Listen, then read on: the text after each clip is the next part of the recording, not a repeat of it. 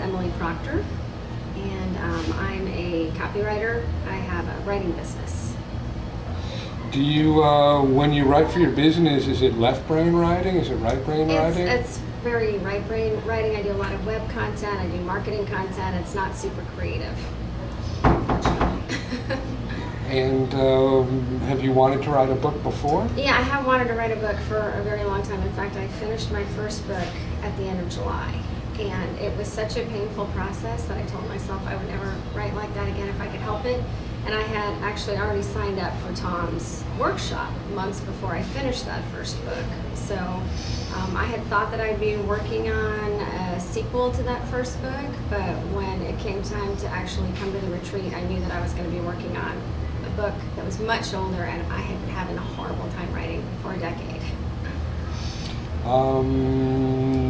Was it a magical experience here? I mean, if you had written a book and you didn't really want to write another book, why, how did it happen? I mean, how did it come out?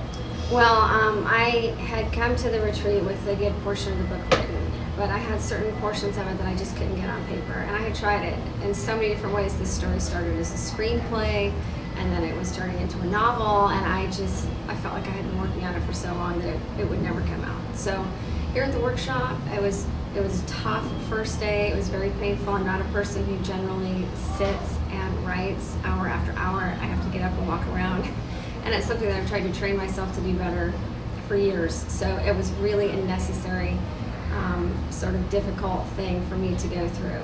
And I was rolling along and doing really well and felt really good about the first day, and I had something really amazing happen.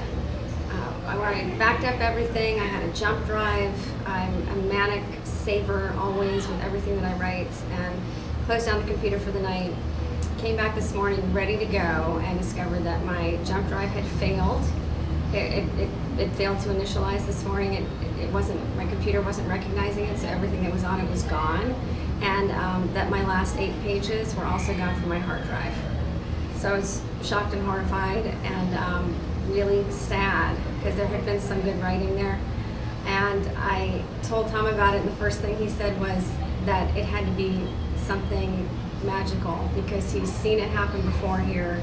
I'm a person who just doesn't have technical problems, and so when those pages were gone from everywhere, I had to admit there was some divine intervention. I rewrote the pages very quickly, and they were much, much better the second time. You know, that's a great story and a great attitude.